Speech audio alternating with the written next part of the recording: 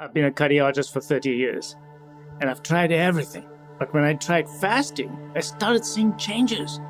People began to lose weight. People's blood pressures came down. Diabetes got reversed.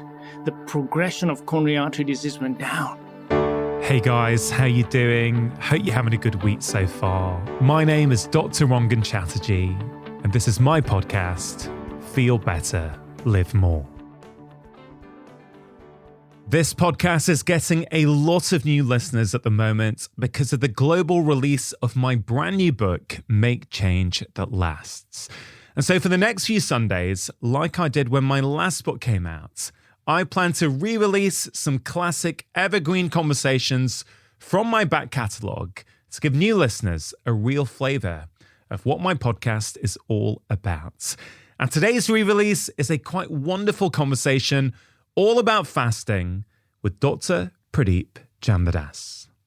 Over the course of his long clinical career, Dr. Jamnadas discovered that the therapeutic use of fasting could be a really helpful tool for a variety of different conditions: weight loss, reversing type 2 diabetes, lowering blood pressure, improving cholesterol profiles, as well as increasing longevity. In today's conversation, Dr. Jamnadas shares the incredible physiological and psychological benefits of fasting. We discuss who benefits the most from fasting. Is it better for men or women? And is it more helpful at some stages in our life compared to others? But this is not just a conversation about fasting. We also explore food addiction, eating disorders, the small things we can do each day that will have a big impact on our health, and also the positive ripple effect that can ensue when we change our beliefs and habits around foods. Now, before we get into the conversation, I really want to frame the context in which we are having it. Dr. Jamnadas is a cardiologist. He has put thousands of stents into people's hearts. He sees people who are really sick and who are often regretful of the choices they have made in life. Dr. Jamnadas and I both understand that eating disorders are on the rise. Yes, fasting can be a powerful therapeutic tool, but it's not for everyone. If you are suffering or recovering from an eating disorder, the advice in this episode may not be suitable for you, so please do bear that in mind as you listen. Regardless of where you currently are with your health and life, I think you will get a lot out of today's conversation. Dr. Jamnadas is knowledgeable, he's passionate, and this is a conversation full of inspiration, practical advice, and wisdom. I've been pretty excited about talking to you for a number of months now, ever since I saw some of your YouTube videos. So first of all, thank you for making time to come onto the show. It's a pleasure for me. I'm honored, actually. It's always a pleasure to talk to people like you, especially you. I've looked at and listened to a lot of your videos. They're amazing. And you're so amazing. Broad. You're so broad. I mean, you look at things from all aspects, and that's what's fascinating. I love it. Oh, thank you. Well, I think there's a lot that we're going to share a common view on, and I want to unpick a lot of that. To start off, though, you were a cardiologist, and you're very proactive about promoting the benefits of fasting with your patients, and I guess across society as a whole. So right at the start of this conversation, I wonder if you could outline what are the key benefits of fasting that you have seen in your patients? Traumatic. I've been a cardiologist for 30 years, and I've tried everything. But when I tried fasting, I started seeing changes. People began to lose weight. People's blood pressures came down. Diabetes got reversed. The progression of coronary artery disease went down. You see, I had the benefit of seeing patients from day one.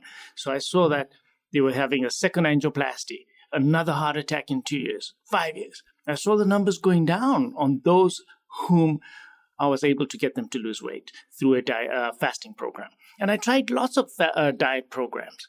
They didn't seem to work, but fasting did. So decreased blood pressure, decreased diabetes, rehospitalization. LV function seemed to stay good, which means that heart muscle function continued to do well. Patients mentally also seem to be doing better. So fasting gave me not just this benefit, but a lot more. Also, my patients didn't end up in the hospital with fractures or falls, and they had stronger muscles, and mentally they were better. So I started seeing that just generally patients were doing better. Doctors telling me, how come your patients don't end up in the ER with acute heart attacks? All these benefits I saw with fasting. With all these quite different benefits that you've just outlined for us, why is it, do you think, that very few medical doctors are promoting fasting with their patients? Of course, as you demonstrated, it has huge benefits. It's very effective. It's also kind of free of charge. So why is there such a resistance among, like our profession, to recommend this as a treatment? It's a tough sell. And it takes time. You see, you're only as good as getting into your patient's brain. Can you get in there and make them make those changes? And that's a tough one, because all you're doing is you're giving them the advice. There's no tools for me to give them. There's no tablets to give to them. They got to make that effort. And all I got to do is get into their brain, change the way they think. And if they get convinced that, yes, doc is telling me something that resonates inside me, and I'm gonna make that change, then they'll do it. So the trouble is that most of the doctors are too busy. We're actually taking care of disease processes rather than prevention. Here, we're really talking about a lifestyle change. And that's the hard part about fasting and talking to someone about fasting. Physicians find it very difficult to talk to them about that, because you can just tell them that, okay, these are the benefits. That's not good enough. It takes much more than that. It's a deeper dive into the patient's lifestyle. How do you wake up in the morning? How do you feel in the morning? What are the main issues in your life? So it's not just about fasting. It's about your relationships. Who are you? What's your life all about? All that affects your diet. Because see, fasting is also about, it's much more, it's about your whole life. It's about, who do you think you are? And can you empower yourself to do it? Or are you just a slave to your day-to-day routines and advertising? So to get somebody to fast, you really need to change their whole outlook on who they are. You are not your habits. You are not even your body. You are something that can change everything. There's a separate part of you besides your body, even your mind. There's a separateness. There's an awareness inside you. And if I can get into that awareness, then I can empower you. And if I can empower you, then I can make you fast. So doing this whole thing, it's not easy for most physicians. And, even people who are dedicated to teaching people about diet, it's a hard sell. And I think that our approach has to change. Our approach, I first look at patients and I have to empower them to say, you are more than what you think you are. You can do it. Your videos on YouTube have been going viral for a number of years now. And, I've read a lot of the comments and I've watched a lot of those videos. And I think one of the many things people deeply resonate with you and your message about is this real passion to help people and this real passion to empower people. And I want to sort of dive in there a little bit, because you are, a very well-respected cardiologist. You literally go into people's hearts, you put in stents, you do all this kind of stuff.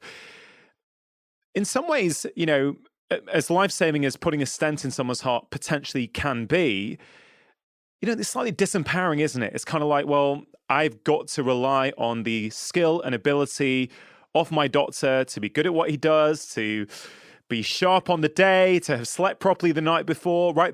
All these things are out of my control as a patient. Whereas pretty much everything you're talking about, and we're going to go through in detail today, it's about putting the patient back in control of their health. And I guess I would argue their wider happiness as well. Absolutely. Absolutely. And that's the thing, that the patients have to take responsibility, because the medical profession, the way it's set up right now, we're not in a position to do that.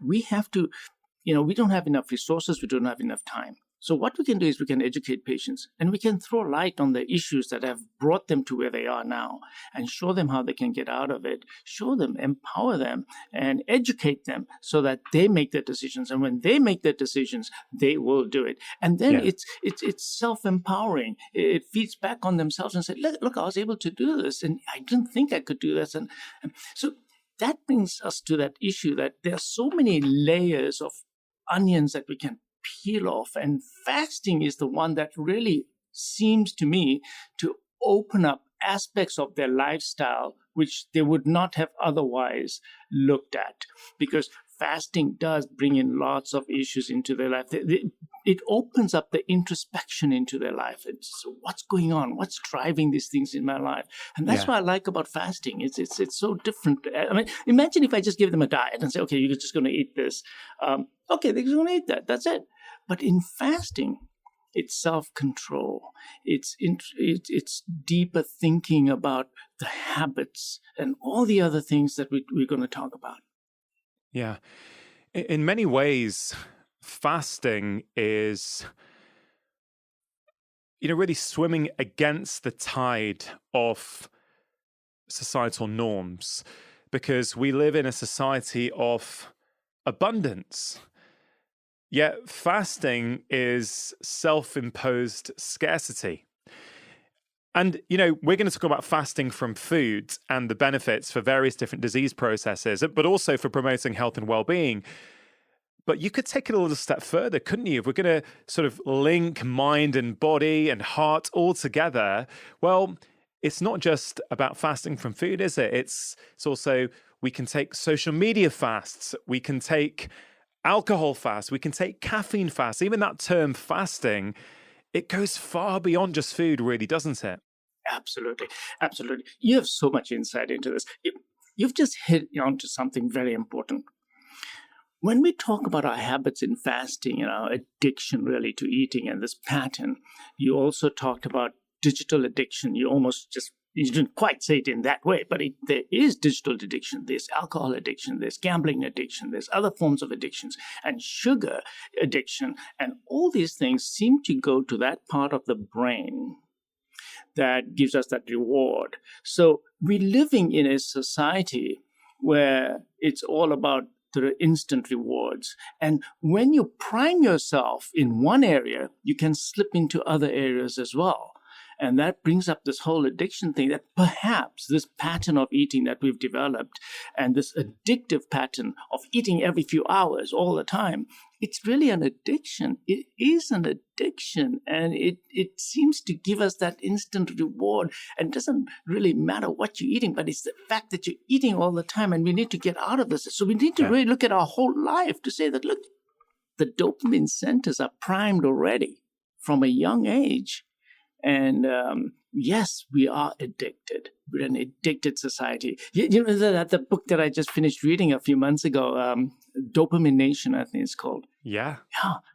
Fascinating insights that, you prime yourself in one area and then you'll slip into another addiction very easy. And I think that food is one of them. I'm convinced that food is one of them. You're absolutely right. It's a whole lifestyle. And I tell my patients that if you really want to come off your current eating habits, we need to look at your whole life as well.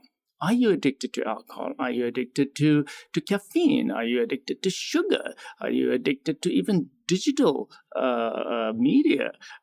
Because it's just the way we're priming ourselves. Yeah. And when they start looking to that, they do see insights that, oh my God, he's right. I am probably addicted to this pattern and I can get out of it. I've read that book, Dopamine Nation. I actually spoke to Anna Lembke, who wrote that just a few weeks ago on this show. A great conversation. I agree. It's an awesome book. Many of us have heard of fasting. We've heard that various religions have used fasting for years. Many of us, depending on what culture we have grown up in, may know that our parents or our grandparents would fast from time to time. Yet, despite knowing that, certainly in our current society, many of us aren't taking that next leap. Many of us think And I know I've heard you say before that you were a bit skeptical of fasting when you were at medical school. Many of us probably have thought in the past that, what did my grandparents know? I'm not going to fast. And what I'd love to do, because I think you do it so well, is really go through what happens in the body biochemically, physiologically, when we start fasting. Because I think for many people, they're going to need that knowledge and that science to convince them that, actually, you know what? Maybe I should give this a go. Yeah. No, absolutely. What fasting does, it allows your body to do what it was made to do. You see, we eat. Insulin comes in, puts everything into storage. So you build up some fat. And then you're supposed to live. So when you live, you now start utilizing your calories and you start burning the sugar. When that goes out after maybe about 4 hours or 5 hours, then your glycogen stores in your liver and in your muscles start breaking down, start giving you the calories that you really need to burn so you can run, do your day-to-day activities and all that. And when you run out of that by, let's say, about 18 hours or 20 hours, and then the body says, I need to start burning fat now. That's what you're supposed to do. That's why you put on fat in the first place. That's why we have fat. It's a storage. And then you start burning that fat. And therefore, you start burning that fat. So the fat comes out, comes into your liver, gets converted to some ketones perhaps. And now you're making ketones. And the ketones are being utilized for energy. And then you go for your next meal again. So the body was made to do this. It was not made to just pile on all the time. Because that results in increased fat stores, which you'll never break down. So your body was supposed to do this from the design. You're supposed to do this. So the important thing is that when you eat and you're taking calories, your insulin level obviously goes up. Why? Because insulin has to get that sugar out of the bloodstream.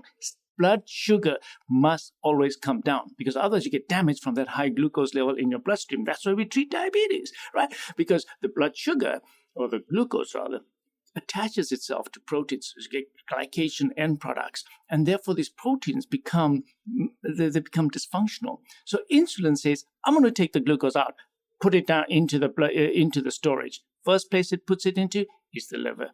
When the liver stores are full, then it spills over into the pancreas. More calories come in, there's more glucose, then it goes into the muscles. And it stores everything, and from there into the skin. And that's the way it was supposed to be. But now when we continue to do that, we just keep piling it on. We never get a chance to burn it down, and we're supposed to burn it down. So the biochemistry of the body was made for feeding, fasting cycles. And this is the way the bioengineering of our body was, but we became dysfunctional because as food became more available, we just kept piling it on and on and on and on. And that's the problem that we have today. It's exactly what you said, excessive calories too frequently. So our insulin levels stay high all the time. So that's the biggest problem I found as a cardiologist. You're eating all the time, you're stimulating your insulin all the time, insulin stays high, never gets a chance to come down. And because your insulin doesn't come back down again, you're always in a storage mode. This high insulin is the problem. We've hormonally changed because we're eating too frequently. We're not designed to eat that frequently. Insulin's supposed to go up, then come back down again. Up and back down. We stay up all the time, so your body develops, in a simple terms, insulin resistance. Now, the next time you eat, you need even more insulin because just like wearing a jacket, you first feel it, then you don't feel it. The body, when it has high levels of insulin all the time, it becomes insensitive to it. And that's what's happening. We are a hormonally modified human being now. We're becoming insulin resistant. And this insulin resistance results in higher and higher insulin levels. And that's the problem I found. And I just want to digress a little bit. And I'll tell you how I came to this. In my practice, what was happening is patients were coming in with heart attacks and hardening of the arteries and angina. And I said, okay, there must be a cause. And I looked for it. And the cholesterol most of the time was okay. Blood pressure was okay. They were not diabetic. And then I see all this hardening of the arteries. And I'm wondering why. So about 12, 15 years ago, I started doing sugar tests on them, and I found that they actually had mild diabetes, what we call glucose intolerance or impaired fasting glucose. So the sugars were just slightly high, but not enough to make them a diabetic. So I said, okay, fine. So I should put these patients on something to sensitize them and make them better. And I put them on metformin. And I got a lot of resistance from a lot of physicians in the community, plus patients. But the outcomes were better. They actually did better. Then I started doing insulin testing in my office. And I started doing this when I read some information from a physician who wrote a book on insulin, and Dr. Kraft. So it's called the Kraft test. So now what we do is we give them sugar water, patients, and we measure the sugar levels going up and back down again, and said, okay, it went up a little bit, not too bad. But I looked at the insulin response, and it was massive in these patients. So I took 100 patients, and I saw that they were making so much insulin. And I said, this is ridiculous. Why are you making so much insulin? Well, they had insulin resistance. And then I linked the fact that it's the high insulin level that's actually causing the hardening of the arteries, because the sugar levels are okay. Of course, what happens is over time, it's taking a gallon of insulin to bring your sugar levels under control. Eventually, even that's not enough. So then the sugar level goes up. And then they go to the doctor and say, oh, your sugar levels are high, or your hemoglobin A1C level is high. Now you're a diabetic. Well, guess what? It's too late. You already have all the hardening of the arteries. You've done so much damage to your arteries. You probably did it for 15 to 20 years. And that's the discovery. And that's what really motivated me to make these changes in my patients, to say that, look, I got to get that insulin level down. And it is that high insulin level that really motivated me to really do the fasting program. Because I said, okay, how am I going to get insulin levels down? How do I do that? I don't have a drug. So that's what, look, the whole thing comes down to insulin. For me, it was. Now, as things happen, I discovered more and more fun things in this fantastic journey. But the bottom line is, it was the high insulin level that really got me into this, because I found that when I brought the insulin levels down, my coronary artery disease, atherosclerosis, just went down. Patients did so much better. And that high insulin level, the only thing I know that really helps to bring that insulin level down, besides metformin and a few other drugs, really is fasting. Yeah. Because when you don't eat, guess what?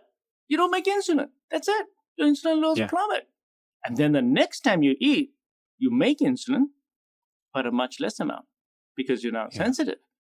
So this fasting, I got into it through this way. Not because I just wanted to make them reduce weight, not because I just wanted to reduce blood pressure. It was really the insulin that got me into fasting. Then, of course, I discovered as time went on that, my God, the blood pressures were coming down, and I realized that insulin is a vasoconstrictor. It reduces nitric oxide in your blood vessels, so therefore your blood vessels can't dilate. Now that brings me to hypertension. That I said, oh my God, I was taught, and you were taught, that 95% of hypertension is essential. And this very word essential, there's nothing essential about hypertension. You don't need it. So I discovered... Should we explain to non-medical listeners what does that term essential mean? When we say essential hypertension, what do we mean by that? Which means we don't know the cause of it. It's idiopathic. Idiopathic is another word we use, which means we don't really know clearly what the cause is. It's just something that just happens. So this essential hypertension is not really essential. You don't really need it. And I found through my own experiences here that the fasting brought the blood pressures down. And I said, okay, so what's the correlation? It's insulin. I started reading more about insulin. And sure enough, when you give patients an insulin shot, the blood pressure goes up. You take them off insulin, blood pressures come down. Insulin causes nitric oxide depletion in the blood vessels. Nitric oxide, by the way, is a vasodilator. Okay? Nitric oxide is a natural endogenous product that makes your blood vessels dilate. And then when nitric oxide goes down, the vasoconstrict. This is a dynamic state that you're supposed to have. You walk into a cold room, you vasoconstrict. That means your blood vessels go down. When you go into a hot room, you vasodilate. That's a normal response. This nitric oxide is most essential in our body. It is so important for blood vessels that, in fact, there was a Nobel Prize awarded for this nitric oxide, as you know. Yeah. So for the audience to realize that insulin, when it comes down, your nitric oxide production goes up. and therefore you vasodilate appropriately. Your blood vessels are not imprisoned anymore, and blood pressure started coming down. I said, this is amazing, because for the first time in my life, I felt that the patients were doing something that was actually bringing their blood pressures down. I mean, we always tell patients who have high blood pressure, okay, avoid excess of salt and go do some exercises, and those are fine, because they also can improve nitric oxide production. But this was a very powerful one. When I brought that insulin levels down on these patients through fasting, blood pressures just plummeted, and I had to actually take patients off blood pressure medications. So that's a huge thing that I found with the insulin. So fasting seemed to me the best way to really make the patient's blood pressures come down. And I found that the weights came down. And the question is, why did the weight come down?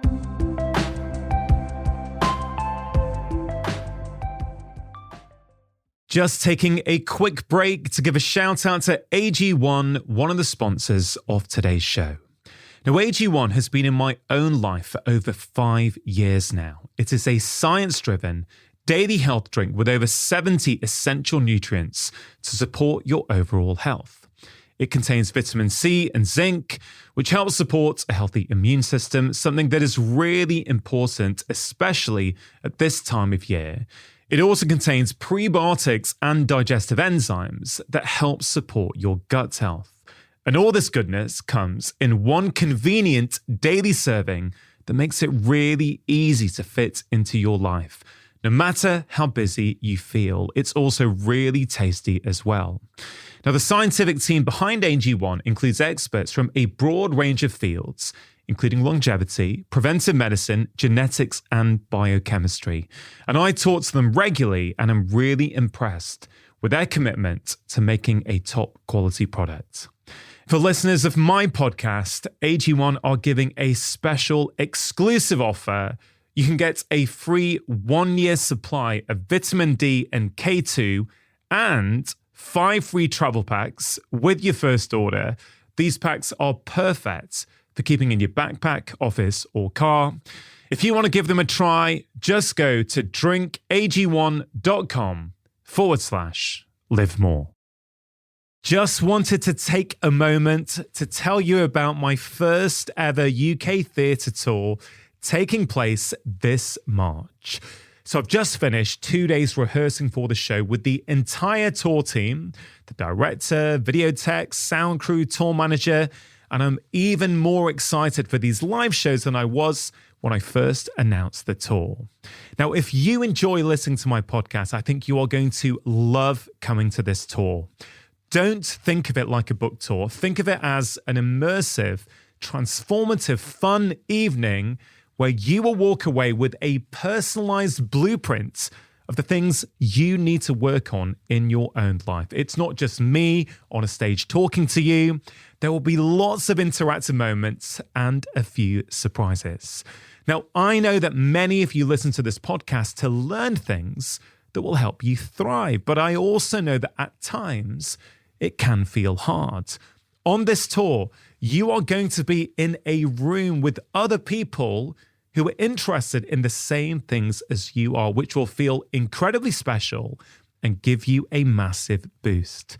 These events are going to be fun, inspirational, educational, and hopefully will be the springboard you need to take action as we move out of winter and get into spring.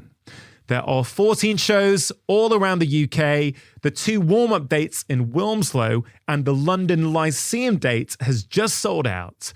So don't delay if you plan on picking up tickets. All details can be seen at drchatterjee.com/events. So get your friends together, make a night of it, and I hope to see you in person in just a few weeks.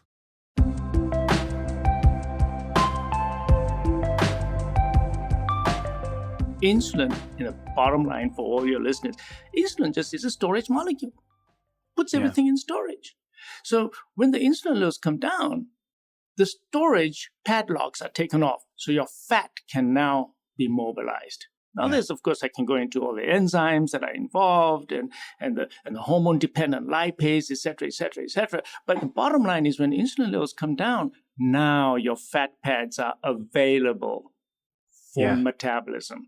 And I found that the fats just started coming off the patients. And when I would look at these patients who would do the fasting program, I'd look at them and they look great.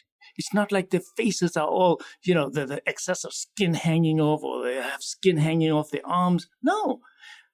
Fasting patients seemed to lose weight in a more beautiful way. They were actually losing fat, but they were also losing the right amount of skin as well.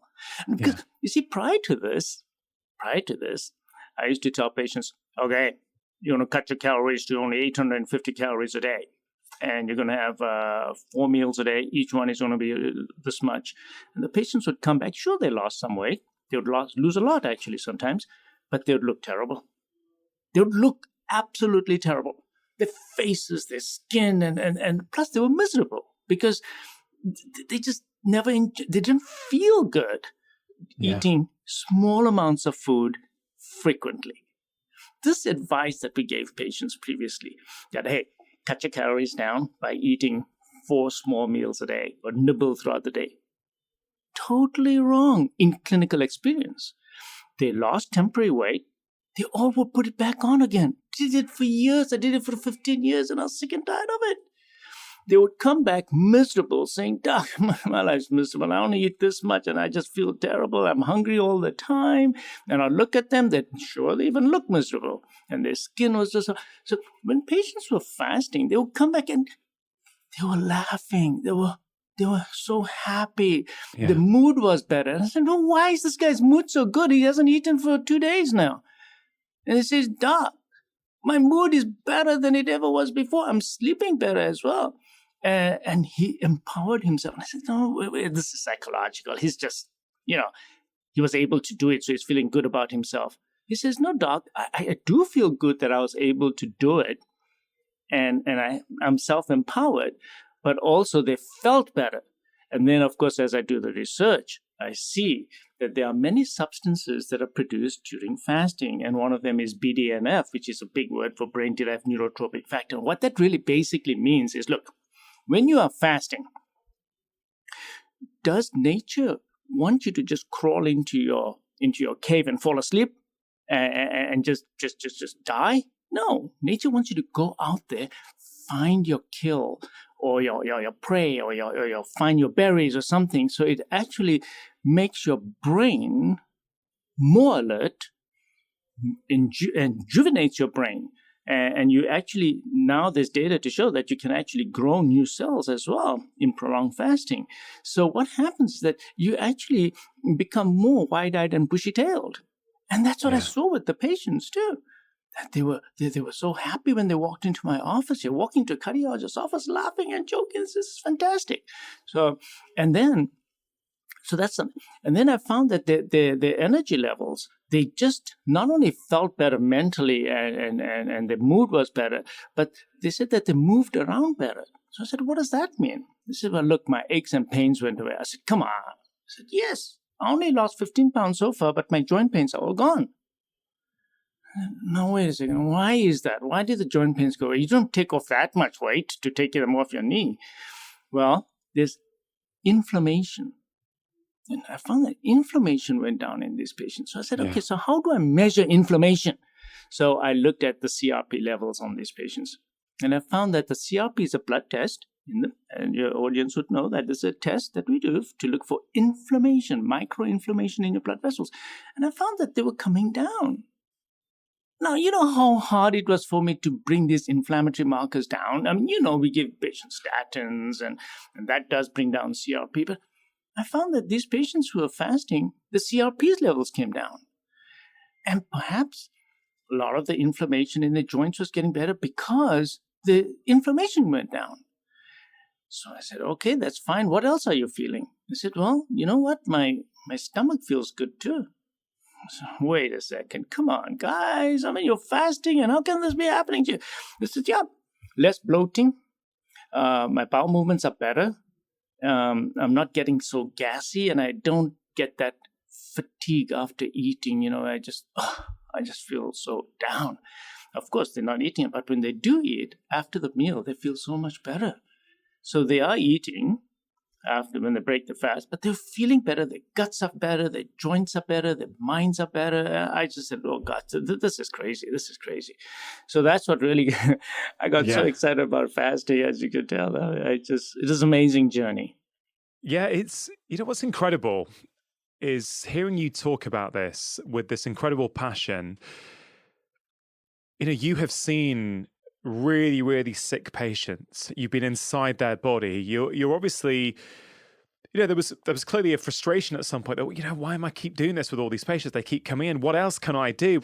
But what you're talking about with fasting, it's not giving more things to someone. Oh, you've got to add this into your life. You've got to take more medications, take more supplements, go to the gym more, right? Because most of the things we advise, we're asking them to do more, add more things in. Actually, this is very, very simple at its core. We're asking them to do less. We're saying, actually, don't cook. We'll get into the specifics, but I'm just saying, sort of 30,000-foot view is, it's kind of like, well, I'm going to save you some money. You can eat less. I'm going to save you some time. You don't have to cook. This is going to help improve your sleep, your cognitive function. It's very interesting. It's something so simple that pretty much every religion has as part of its kind of culture and tradition. Yet it's so alien to us in the way that we currently live, or as doctors, the way we currently practice, isn't it? Absolutely, absolutely. And on this journey, they find out something about themselves. Yeah, I'm talking about what they find out. They find out that they are not the hunger. They are not the craving. That they are something. I'm just going to say in first terms, I am something beyond my hunger. I'm beyond my body. I'm beyond my habits. I've suddenly realized that I am in charge.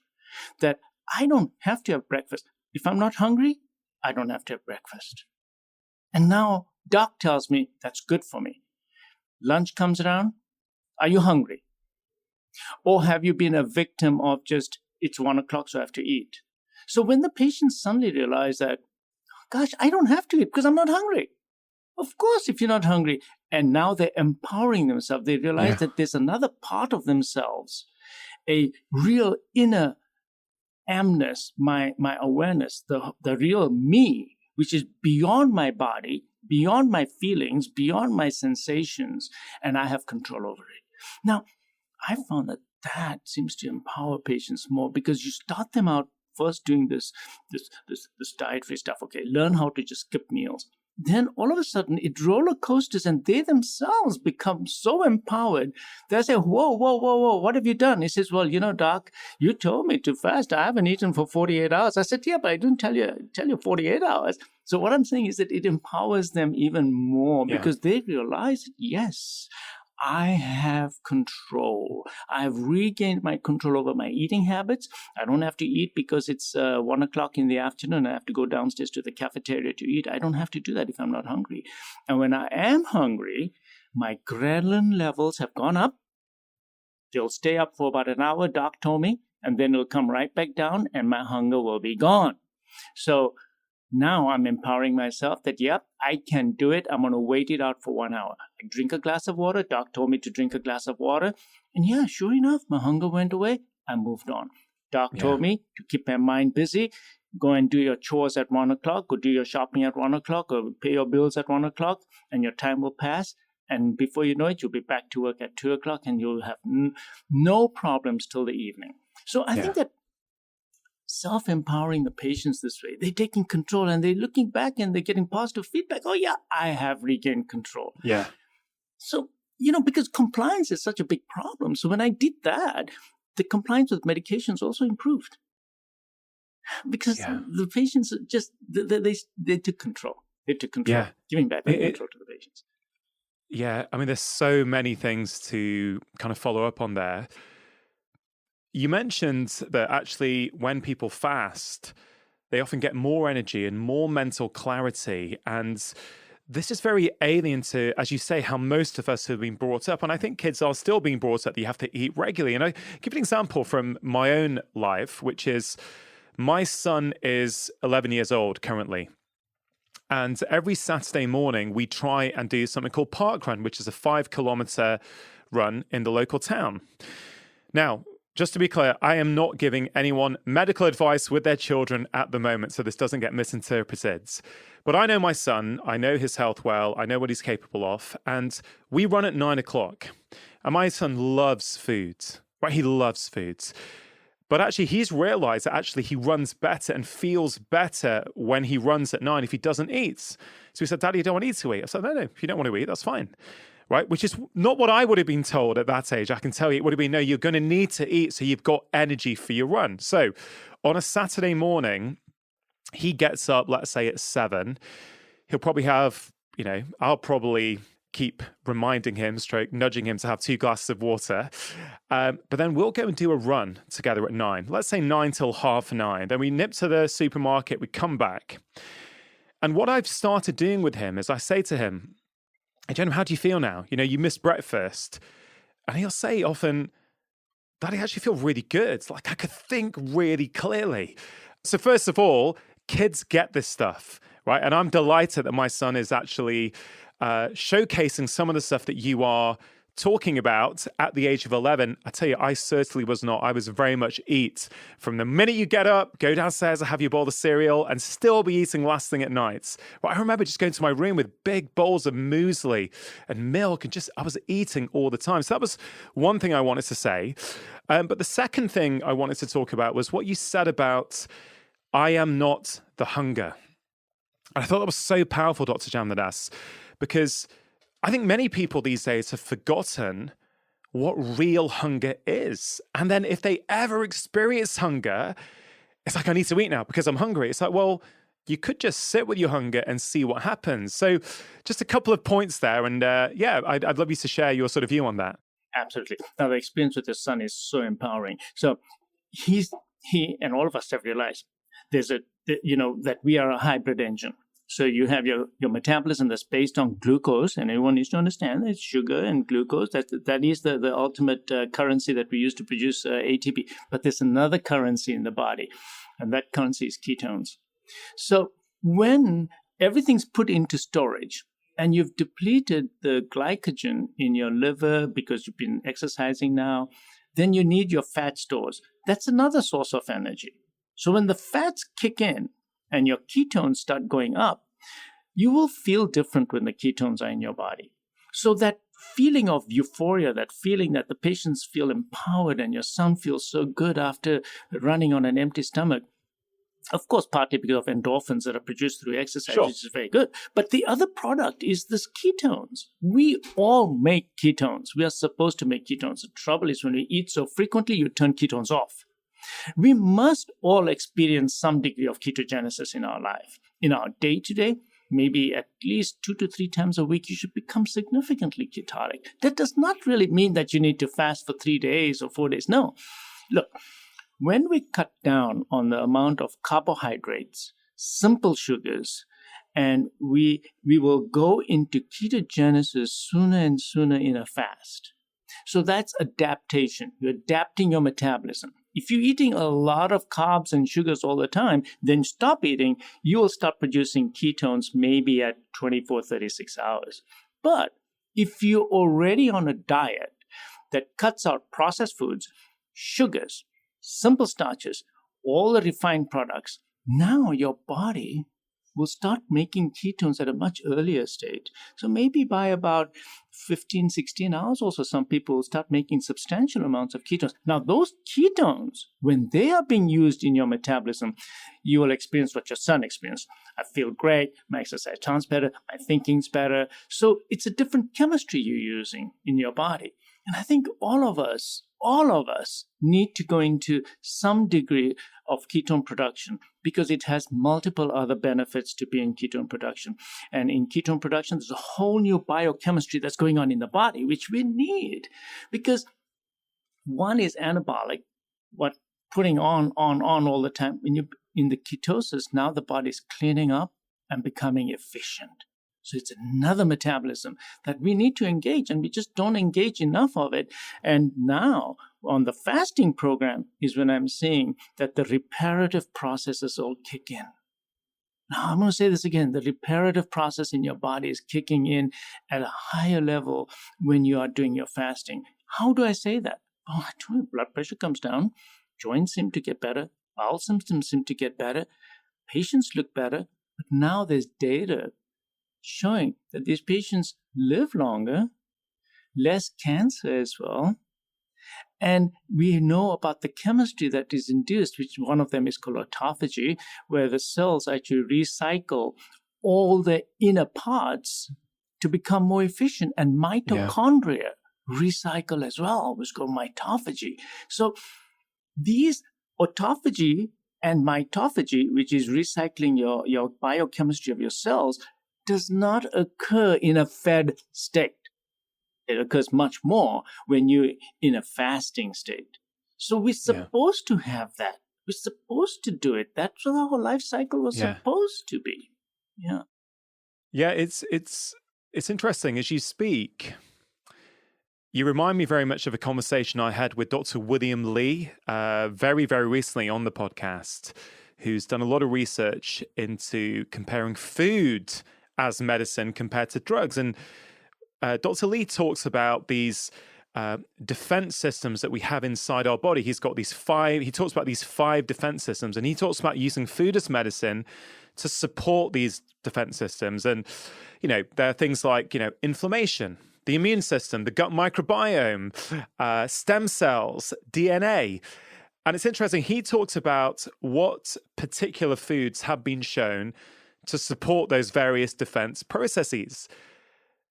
But also, what you're talking about is the withdrawal of food at prescribed set intervals also activates these natural defense processes that the body have got. And I find that really, really fascinating, that actually what we're trying to do is support the body's natural defenses. We're trying to support that body's own natural resilience that's there. If we and modern life kind of gets out of the way, we're getting in the way and actually stopping this stuff from working. But what you're talking about is, let's get out of the way, and we're going to naturally kick all of these kind of different systems into gear. Yeah, so right. Now, Dr. Lee, amazing. So he talks about the foods that you want to consume to bring about these beneficial changes, right? And the mechanisms are immunity, of course, and stem cells, as you mentioned, and your gut microbiome, which we know now plays a huge role in your day-to-day health. Now, fasting impacts on all of them. Yeah, exactly. After you finish your fast, and then when you have your meal, you get stem cell mobilization. So after a fast, you're getting more stem cells mobilized from your bone marrow. Now, what are stem cells? Stem cells will go into the circulation, go to the parts of the body, and they already have messages on them, tagging them where to go, what to do. The body has immense internal signals. So these stem cells go exactly and hone in exactly where they need to go and create the new cells and repair the body, because maybe those cells that were senescent died. Maybe certain organs, dysfunctional cells died, and these stem cells move in. And we know that. We know this is stem cell mobilization. It occurs with fasting. You talk about growth hormone. Growth hormone. You want to increase your growth hormone? Growth hormone, as you know, goes down after the age of 30, plummets, really goes down. Growth hormone is responsible for muscle building, health, and growth hormone production skyrockets when you're fasting, because your body makes much more growth hormone. You more than taking shots. So if you exercise in a fasting state, you'll actually put on more muscle mass, which is what your son is going to come back and tell you, that, Dad, I'm putting on more muscle in my fasting state when I exercise it then than if I exercise. It's because of growth hormone. So there's another. Immunity. Your immunity gets better when you're fasting. During your fast, your body is developing mechanisms to strengthen itself, and immunity does go up. And we know that certain foods will do the same thing. But there you go. Now imagine the power if we joined all this together. So eat the right foods, eat the foods to improve your immunity as well, and do the fasting as well. This is just, I think that the future is so exciting in this area where people like you and Dr. Lee and come together and we're gonna change things and say, look, we need to change what we're eating. We need to change the sourcing of our foods, and we need to broaden our outlook. Look up at the microbiome. I didn't even talk about the microbiome just now. So fasting does affect the microbiome. Yeah. It does. And when we know that that's a whole new area that's so dynamic, and the half-life of bacteria in the gut changes. So we know that when we're fasting, certain bacteria are gone. And we know that the types of foods that we eat affect our microbiome. But fasting itself also affects the microbiome. So I love fasting because it does have positive effects on the microbiome. And we know that that's huge. I never believed about the microbiome stuff until about 5 years ago, but the data now coming out is so compelling for me as a cardiologist.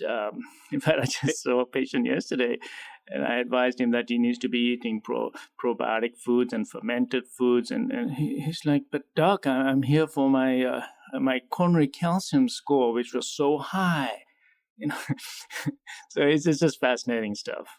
Yeah, it really is. And it's that one thing, fasting, that's hitting so many different things, isn't it? It's reducing your insulin. It's encouraging autophagy. We've not mentioned really apoptosis yet. It's encouraging apoptosis, stem cell production, growth hormone. So many different things are being activated. And actually, if we could get a drug to do any one of those, we'd be sort of shouting about it. But this one thing does all of them, which is incredibly fascinating. Look, I really want to understand, because I want to talk more about the science a bit later on in this conversation. But in terms of getting really practical for people, like if we compare fasting to, let's say, movements, right? So people, if they want to move more, they know they could start off with a 15-minute walk around the block. They want to do a bit more, they make it 30, 40 minutes around the block. Then they might start jogging. Some people might want to do a 5K walk or even a run, a 10K. Some people want to do a marathon, right? So there's different grades of movement. And so what are the different grades of fasting? Where can people start? Super, super simple. What are the benefits of that level? And then how can people progress up depending on their state of health, depending on their goals? I think that would be quite a useful way at looking at fasting and making it really practical for people.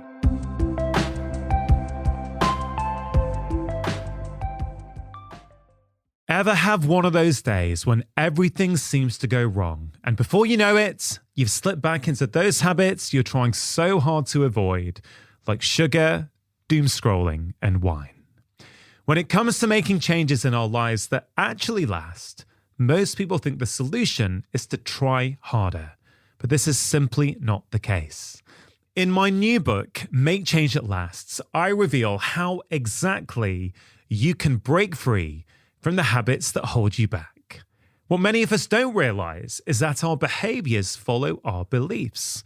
So when you change your beliefs, and my book will show you how to do that, you'll spend less time having to think about your habits because they'll happen automatically.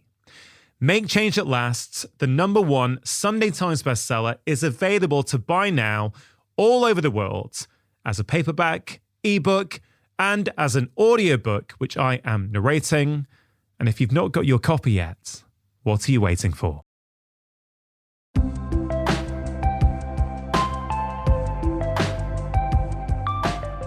My general advice in my office, and all my nurse practitioners do the same thing with our patients, is look, the first thing you need to do is cut out all the sugars. Because if you go into a fasting with your regular diet pattern, you're going to have a very nasty experience. You're going to feel very hungry. You're going to go through withdrawal from sugar. You're going to feel terribly hungry, sweaty. You may even actually have worse symptoms. So the first thing we got to do is, look, we explain to the patients that your body is not supposed to consume so much sugar. We consume about more than 20 teaspoons of sugar a day in one form or the other. So the first thing I tell my patients is, look, you need to get rid of all artificial foods. Sugar is manufactured. Sugar is artificial. Sugar is a poison for the body. You need to cut out all sugar, all processed foods. Processed foods. Anything that is made in a factory, anything that has a barcode on it is suspect. Anything that's been pulverized, anything that has been made into a powder, get rid of everything. You need to eat foods in their natural whole form. And that's the first thing you do. So forget fasting right now. The first thing you're going to do is just change your diet. I want you to eat whole foods. So I have a chart in my office that's the anti-inflammatory diet, and it contains all the whole foods. I said, when you look at the food in your plate, you need to be able to recognize it. Yes, this is what this is. This is what this is. And they said, what about meat and chicken and fish? I said, no problem. As long as it is grass-finished meat, organic chicken, organic eggs, and you can have some turkey, but you must have vegetables in their normal, natural state. And first thing you need to do is do that. So get rid of all the bread, all the bagels, pastries, all the things that are coming in a box, spaghetti included, pasta included. I said, look, right now, just get rid of all those things. I want you to eat a natural diet. So eat as much as you want, but of the right food. And I want you to do that for approximately 2 to 3 weeks. No fasting right now. No fasting right now. So that way, they get used to that idea. Yeah. That I'm going to first just change my diet. And then after 2 to 3 weeks, then I bring them back inside and I say, okay, so now that you've been doing this, how do you feel? And they say, Doc, I really feel much better. Now I say, now you're going to learn to skip meals. So step number 2 is skip meals. Wake up in the morning. I'm not hungry for breakfast. Skip it. Come around to lunch, have your dinner. Next day, have breakfast, but skip your lunch. The next day, skip your dinner. So learn to just skip meals. And look, you felt fine. Nothing bad happened. You were perhaps a little hungry. You got over it by drinking a glass of water. Drink lots of water during the daytime. So I do that for another 2 weeks or so. See, I'm doing it gradually, just like your athlete. You can't go do your 5K right now. You first need to build into it. So for a couple of weeks, I make them just skip meals randomly. Then I sit down with them and say, now, this week, 5 days a week, I want you to have only 2 meals. And these 2 meals are going to be within 6 hours of each other. So that you're going to have 18 hours that you're not going to eat at all and only drink water. No calories in those 18 hours whatsoever. You can have water, black tea, black coffee, but no calories whatsoever. And they say, oh, gosh, that's great. And they do that for about 2 weeks. So for 2 weeks, Monday to Friday, 2 meals within a 6-hour window period. So they're 18 hours, they are fasting. They do that for 2 weeks. Weekends, I let them have fun because they're with their family. So I say you can have breakfast, you can have lunch, dinner, but no snacks in between. So most you're going to have on weekends is 3 meals on the weekends. Then they do that for another 2 weeks. Then I say, okay, now is when you're really going to start your fasting. Monday, Wednesday, and Friday. I want you to skip that second meal also. Now you're only going to eat 1 meal on Monday, Wednesday, and Friday. That's it. The rest of the days, during the week, you're going to have your 2 meals. Weekends, you can still have your 3 meals. So I gradually get them into that. And most of the time, patients are able to do it this way. Yeah. When I try to make them go to once a day eating or time-restricted feeding within a 6-hour window from the get-go, my failure rate is much higher. So I make them do it gradually. And then they self-empower themselves. And then eventually I come to a 3-day water fast, which we can talk about. The biochemistry of that. I mean, I love that. And I love chatting to fellow clinicians. I love chatting to researchers as well, I must be honest. But clinicians like yourself, you've got the real life experience, not just what does the laboratory study say, what happens in the lab. No, that you're dealing with real patients who are probably quite scared. And, that sort of protocol you just took us through, just to make it really clear for people, what types of patients are you recommending this in? You're a cardiologist. Of course, you practice in America. I don't know the exact differences on who gets referred to a cardiologist in America compared to here in the UK. So my guess would be that people are, sick on some level. They've either got angina already, maybe they've already got ischemic heart disease, maybe they have already had a heart attack. You're obviously seeing those kinds of patients, but then we could take it one step further, which is that we know in America, there was a recent study, wasn't there? Well, not that recent, a few years ago now, that showing that maybe over 80% of Americans are not in good metabolic health, which is really quite incredible. So I'm imagining pretty much all of your patients who come to see a cardiologist are already metabolically unhealthy, are already having a degree of insulin resistance and therefore problems with their health and well-being. So, maybe help us through that a little bit, because what I want to be really clear on, someone who feels that they're in good health, they're a decent weight, they don't have any health problems, is that the approach that they should be doing as well? Or are you specifically talking about patients who are already a little bit sick? No, you're so right.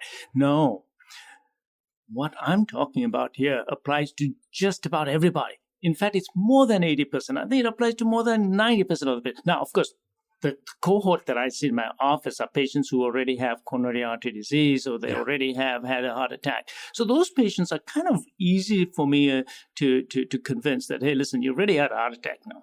You want another one? Well, you already have had 2 stents, and when you're going to get the third one. So you need to do this, and I'm going to put you on this program. Okay, that's fine. But then there's another cohort of patients who come to me, and I do a coronary calcium score, and it's high. But they're asymptomatic, and they've passed their stress test. So let me just tell everybody who doesn't know about coronary calcium score, because this is so important. And I'll tell you why it's important. So it's a CT scan, low-level radiation of the heart, and it looks at the amount of calcium buildup in your coronary arteries. So it tells you already have atherosclerosis. So there's no guessing that, your cholesterol, your blood pressure, your weight, and therefore your risk of having a heart attack in the next 10 years is such and such. It's up to plug you into a formula. No, this is, do you have the disease? Yes or no? Do the scan. Yes, you have disease. Do the stress test. Pass my stress test. Why? Why did I pass my stress test when I've had calcium in my arteries? Well, you passed the stress test because your blockage in your artery caused by the calcium is less than 70%. Because it takes a blockage more than 70% to reduce the blood flow in it. And then you may have symptoms, or you may fail your stress test. Can we just back it up a second for people? Like, what is ischemic heart disease? What is atherosclerosis? What is a stress test? Because I think there'll be some people listening who probably may not be familiar with those terms. And I think it would be quite useful to sort of set that foundation, if you don't mind. Yeah, they're very important. So atherosclerosis is the buildup of plaque in the walls of the arteries, and they occur everywhere, in your neck, in your brain, in your legs, but most importantly in your heart. So when the walls of the arteries develop calcium in them, it's atherosclerosis. You cannot get atherosclerosis without calcium. Actually, you can, but very little. Most of the time, there's a lot of calcium with it.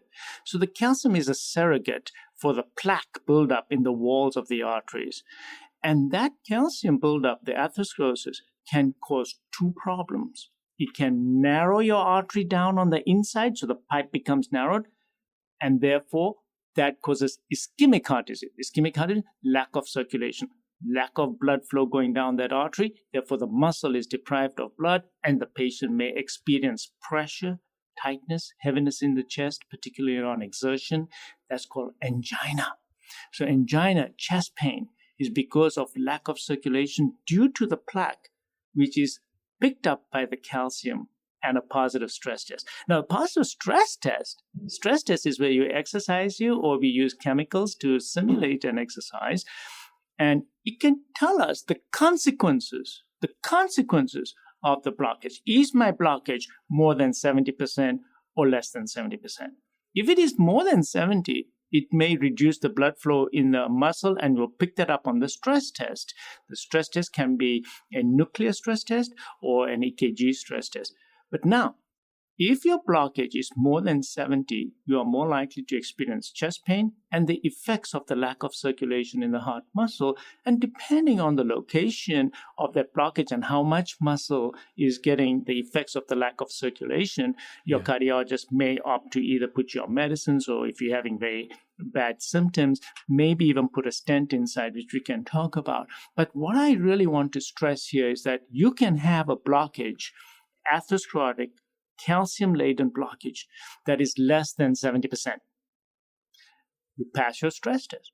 You have no chest pain. And those are the patients that I'm seeing in my office now, because they're coming in, they're getting the coronary calcium score, which they would not have otherwise. Because you go to your primary care physician's office and they say, oh yeah, your stress test is good, your cholesterol's fine, your blood pressure's okay, yeah, keep going. And the guy gets a heart attack within a year. or 2 years. I said, what happened to me? Well, because you already had the plaque, you just didn't know it. So the coronary CT scan that we do, low level, looking for the calcium, picks up the calcium in the walls of the arteries and quantitates it on a score that goes from like 0 to 4,000. Over 100 is significant. Between 100 and 400 is very significant, but over 400 is critical. That means you really have a lot of calcium in the walls of the arteries. So these are the patients who coming in, they do the scan, and I see that they have all this calcium in the walls of it. Now I turn around to them and say, did you know that you already have atherosclerosis? You already got it. And we have studies that show that coronary calcium is going to predict whether you're going to have a heart attack or a coronary event or a stroke or even total mortality more accurately than all the other blood tests put together. So now I say, now, do I have your attention? You already have. You see, you got to motivate the patient. And this is my carrot. Look, you have atherosclerosis. Now I want you to do my program. Now I'm going to look for some parameters on your blood test. I'm going to see what's causing this calcium buildup. And the patient said, but I'm fine. I said, yeah, but you didn't just build this up. Something is making your coronary calcium build up. So let's find out what it is. So I do a Kraft test. I do a full physical examination. I'll do tests, advanced lipid panel. These are tests that I do in the office to see. And then I might even inquire into their gastrointestinal health. I will do a whole evaluation to see why this patient's building up this atherosclerosis. And part of the treatment program is going to be my fasting program, which I think is the number one program for this. So those patients are very happily motivated because I show them the coronary calcium score. I said, look at your picture. This is it. Check it out. You got this calcium. Another group of patients, they come in, the 80% that you're referring to have metabolic syndrome. So for the sake of the audience, I'm just going to tell everyone what metabolic syndrome is. Thank you. This is a derangement of your metabolism. And basically, it means that you're overweight, your body mass index is greater than 25, and you have an increased abdominal girth. All the weight is around the belly. And there's actually a ratio that you can do between the waist and the belly. The belly is increased. And then the HDL, the cholesterol, is low. The triglycerides are high. And they have borderline high blood pressure.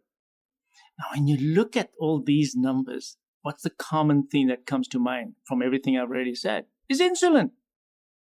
It's all about insulin lowers your HDL, increases your triglycerides, increases your abdominal girth because all the fat is down there. Remember what insulin does? Insulin puts all your calories, excess calories and frequent calories, and because of the high insulin levels, puts it where? Into the liver, pancreas, and visceral gut. And that fat is totally different from the fat that you put on all over your body when you overeat. When I overeat, just eating a lot of fats and, okay, that's different. But the fats that are produced under the influence of insulin by the liver, de novo lipogenesis, the new fats that are created, the glucose has to be converted into storage product. The storage product is that fat. That fat in the liver gets deposited in the liver, pancreas, visceral gut, is very inflammatory. Composition is totally different. You do a biopsy of it, you'll find inflammatory cells in it that are producing tons and tons of interleukin-6 and tumor necrosis, bad stuff. So metabolic syndrome, although you have these basic features, when you do additional biochemistry on them, you will find that they have increased CRP level, which is a blood test for inflammation. And if you can do even further testing, you will find that they have very high interleukin-6 or tumor necrosis factors, and they have small, dense LDL particles indicative of inflammation. So these patients come into the office for prevention, or they're sent to me because they have a low HDL. And these are the patients that also I'll do the fasting program. So some patients are motivated to go into my fasting program and lose the weight that way. Because see, the weight, by the way, I gotta tell everybody, the weight is a side effect of the metabolism that's gone wrong. Yeah. You fix the metabolism, the weight comes down as a side effect. Yeah. It's not really a weight loss program. It's a metabolic program in which one of the side effects is that your weight comes back down to the way it's supposed to be. Comes back to the way it was supposed to be. So so these patients come in and they get referred to me. So I almost invariably do a coronary calcium score on them. But even if their coronary calcium score is not very high, the metabolic derangements are going to make coronary calcium in the future, and I motivate these patients to start making the lifestyle changes by showing them that their metabolism's off. Now, these metabolic tests are not being offered by every doctor's office and nobody, because it takes a lot of effort, and the insurance companies sometimes don't want to pay for it, like the advanced lipid panel. Sometimes they pay for it, sometimes they don't. So what I did in my office is I developed a program where it's a cash paying. If the insurance doesn't pay for it, okay, this is how much it's going to cost you, but get the test done. It's a good investment, and I have to show them that it's going to change their life. So, but you're absolutely right that this metabolic derangement is not 80%. It's probably more than that. And it's very, because I'm seeing it in children. I mean, just the other day I saw a mother bring in her 16-year-old, and I'm like, and I said, I'm not a pediatric cardiologist, but there you go. She had all the derangements already at the age of 16. Yeah, this is so, it's so fascinating. And I think, I think I've read a study where they're saying nowadays atherosclerosis starts in some children, even under the age of 10, I believe you can see in some kids, which is, clearly no one wants to be hearing that. No parent wants that for their child. We don't really want that across society. What I find really interesting is the different groups of patients who come in to see you. The ones who've already got established heart disease. And obviously, hopefully, a lot of them will be motivated to go, okay, doc, tell me what to do and I'll do it. But then you've also got some who are probably coming in for prevention. What's the state of my heart? What's the state of my bloods? Is there anything I need to do? And the approach I can see is very similar. But you also, you're sort of encouraging them to go all out and cut out all of the highly processed foods. You're saying all breads, all pastas, which for many people is very difficult. Now, some people in the UK, at least, would call that quite extreme. Okay. Now, I also have used that approach successfully with my patients. So I've absolutely seen the value of that. But I think it's worth talking about that. Does everyone need to go to that extreme? And I know a lot of breads these days are highly processed. They've got about 10, 15 different ingredients in. They have a high glycemic index. They spike our blood sugar. Whereas I know some of the kind of German breads, like the rye bread sometimes, and some of the, in the UK at least, the square-shaped German breads often can have a much lower sugar response. So I guess what I'm trying to get at is all patients presumably say, look, I'm going to try it, but they can't do the whole thing the way you would ideally want them to. Are there some common obstacles? Are there some sort of common compromises you have to make with people when they can't go the whole way? No, you're absolutely right. I mean, if you grew up on toast and white bread, and it's going to be very hard to do. So it just depends on their stats. Now, if they're coming purely for prevention, they're not overweight, but they do have some family history. It might be difficult for me to convince them that, hey, listen, you need to cut out all the bread. But clearly, if they're overweight, it's basically convincing the patient that, look, you're overweight. You have metabolic disease. I can see some parameters here on the blood tests, or you already have coronary calcium in your arteries. And then explain to the consequences of that. That is not just that you're going to get a heart attack, okay? You're also at risk of getting dementia when you get older. You're going to get peripheral vascular disease. You're going to get renal failure. Such a big link between kidney disease and heart disease. I said, so take a pick. What do you want? What do you want? And cancers. Obesity is also related to cancer. So sitting down and between myself and my staff, explaining to the patients that, hey, listen, this is not just about your heart. This is also about your whole life. This is really a holistic approach. This is going to affect everything. This is going to affect the way you're going to retire and what your retirement going to be like. And are you going to be aware of your own retirement and you'll be able to think? Because Alzheimer's is going off the roof too. I mean, we have a huge increase in the amount of dementia that's going on. And I'm one of those who believes that much of that is also vascular. It's all vascular. I think everything you as old as your arteries, So what's your arterial age? Let's look at that. And so I think that making these dietary changes and cutting out the bread, yes, you're absolutely right. It's a difficult one to sell, but at least even if they cut down or move to pumpernickel bread or even sourdough bread is better, because at least it has some benefit on the microbiome. But at least make some compromises and start. At least do something. And I think that's the key thing, is motivating the patient to think more long-term also, and not just think coronary artery disease. Everything that I tell the patients to do for their heart, I tell them straight up front. This is going to keep your eyesight. This is going to keep you from getting dementia, your renal disease. This is going to help you from, hopefully, also decrease your risk of cancer, joint disease, back problems. I mean, name it. It really has so many ramifications. So again, it comes down to what we said right in the beginning of this talk, that we have to motivate the patient. I need to get into your brain, make a change in you so that you know that this is the right thing to do, and then it resonates with you. Yes, this is right. And then see the practical results of it. And it's a slow process, gradual process, but we've done this. We've gotten patients off blood pressure medication, we've got them off insulin. The biggest achievements I've had in the last few years now is getting patients off insulin. And it makes me feel so good when I do that. And all through this program, they come in and they're already taking 25 units of insulin twice a day. And now they're on nothing. And their A1Cs are so good. And you love it, and I bet the patients love it as well, don't they? Oh gosh, coming off insulin, coming off blood pressure medications, coming off cholesterol medication. Do you know how many patients walk into my office and they're on tons of statins, and I do a coronary study on them, and the score is 0. Score is 0. They have no coronary calcium, and they're taking all these statins, and they're hobbling around with all these muscle aches and pains, and I'll just stop the statin. So that's another thing, empowering patients to know that, there's no one treatment for all. That, yes, your cholesterol level is a little high, and therefore you have to be on a statin. I try to individualize the treatment for the patients based on what's doing to your body. You have a decent advanced lipid panel, and we can make some dietary changes here so that you don't get any more coronary calcium, but you don't have to be on a statin. Empowering the patients to do that as well. Yeah.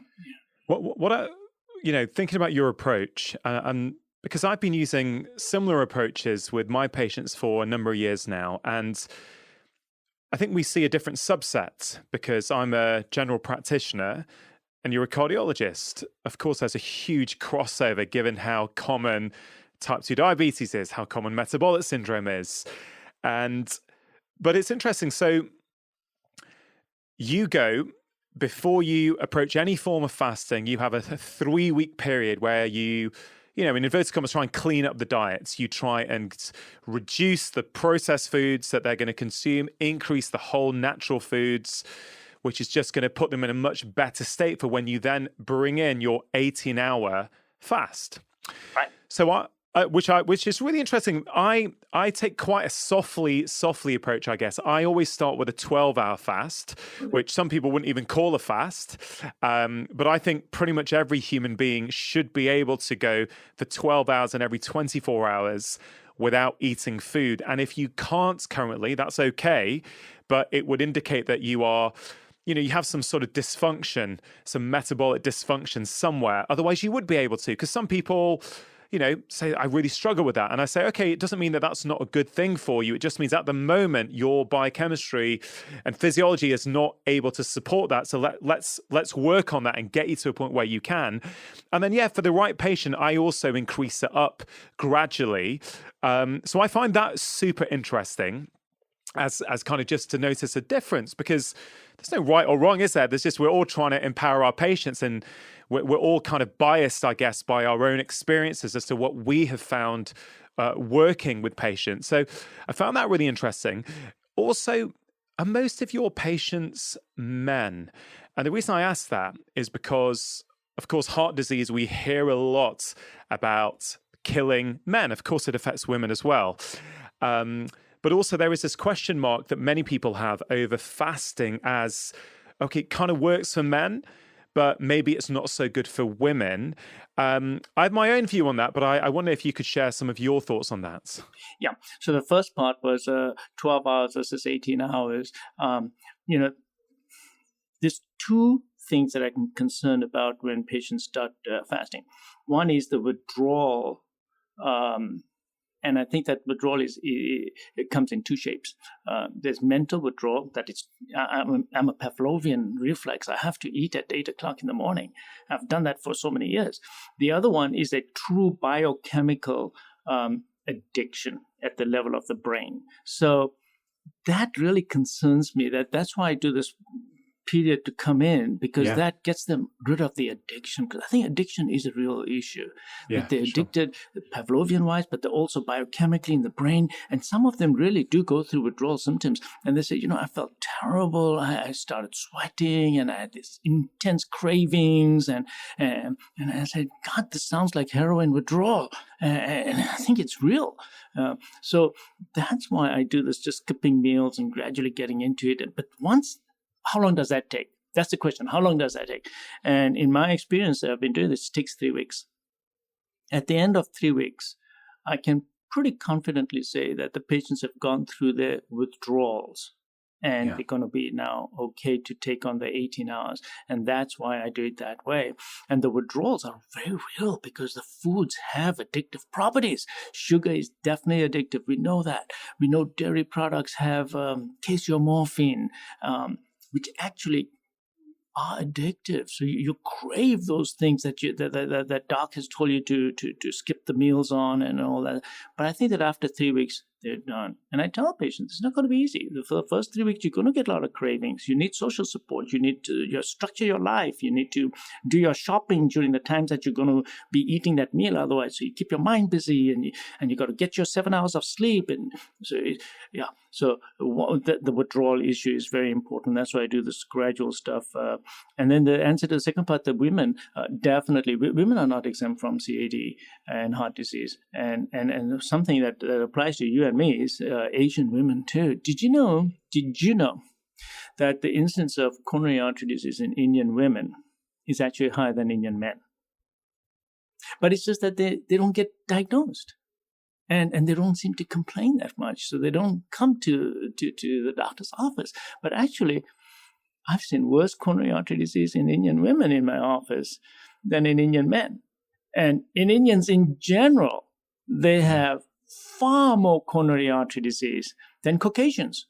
So it's a huge problem. So I think that women are certainly a population that is not exempt from coronary artery disease. Now, the fasting programs in women, there are some data to suggest that they may not benefit as much as men, but overall, I think that what I've seen is that they also seem to benefit just as much. So I don't make much distinction between men and women. They come in here, I work them up the same way. I'm very aggressive with women as well. Especially women from South Asia. When they walk in, they've got my antennas up. In fact, any South Asian that walks into my office, my antennas are up, because they're what I call tofis. They're thin on the outside, they're fat on the inside, and they're metabolically very deranged. And there are specific things that I tell them about fasting and dietary recommendations for their diet. And the reasons have to do with vitamin K2 as well, which I'm finding absolutely fascinating these days. So, Now, I very much appreciate that perspective. Thank you, first of all, for sharing that. You're seeing lots of coronary artery disease, potentially worse in South Asian women than South Asian men. I don't think that is commonly known. I did not know that. And actually, I'm now thinking of people and women in my family. I'm thinking, right, okay, maybe instead of thinking about the men, we need to start thinking about the women as well in terms of, prevention, in terms of getting early screening done, blood tests, maybe, coronary calcium score, or, whatever might be available to people. My experience of fasting, in inverted commas, because fasting can mean so many different things to so many different people, is, I have seen some women with hormonal problems. I'm not talking about necessarily insulin hormonal problems. I'm talking more about kind of around the menopause, let's say, or estrogen, progesterone, sort of imbalance issues. I found with some women, it can be a bit challenging for fasting, and some women don't do so well. But I've also found many women who thrive on it. So I think a lot of the time I've noticed this on social media a lot, people try to, it doesn't work for women. It's like, well, what do you mean 100% of women all the time? It's like, and this is why I love talking to real life clinicians. It's like, well, we see that not everything works for everyone all of the time, and we have to tweak our view depending on what we see. And, when we make these kind of gross generalizations that, fasting doesn't work for women, it's like, well, we put, like, let's say there's that subsection of women who thrive on fasting. Well, they get put off. They think, oh, it's not for me. And it's kind of like, well, there's no one size fits all in anything. And as you see enough patients, you kind of realize that there's very few, although fasting might be one of them, I guess you might argue. But do you know what I mean? I kind of feel these days we get too polarized on these things. And we just miss the kind of nuance that's actually there. No, you're absolutely right. And this is the new medicine. We're going to become more individual. Okay, why is this lady not able to enter into my fasting program? She really needs to. Her BMI is 42, and she has all this stuff going on. There may be other reasons. She may have so much stress in her life. She may have financial problems that she can't buy the right kinds of foods that I want her to buy. She may be in a very dysfunctional relationships, and that may be causing so many problems for her. She may not be sleeping at night. A simple thing. She may have undiagnosed obstructive sleep apnea, which is why during the daytime she has so much fatigue, tiredness, and she's never going to develop enough willpower to enter into my program until I get her a good night's sleep. So maybe put a CPAP on her for the time being, and then see that, oh yeah, now she can abide by the principles of the fasting. So, it just means looking deeper into why weren't you able to do this? There are obvious factors why you cannot. Where's your willpower? Why don't you have the willpower? Let's look into this. And we don't always find the answers to everything, but I think that looking at them overall, so the sleep apnea is a huge issue, by the way. I mean, massive problem that I find. So oftentimes, temporarily, I do put them on a CPAP mask and say that you're going to have more energy, mental energy and clarity and less neurodysfunctional during the daytime, and therefore you will be able to abide by the diet. But the goal is really to lose the weight so that we can get you off the CPAP eventually. Yeah. So back to the kind of therapeutic use of fasting. So you do this kind of 3-week program where they unprocess their diet. Then you put them on this kind of 18-hour fast. So they're having 2 meals a day over 6 hours. And then for 18 hours, they're not consuming anything. We must talk about any contraindications like insulin or blood sugar medications at some point, just to make sure that, people who are listening who want to try stuff, that we've covered that.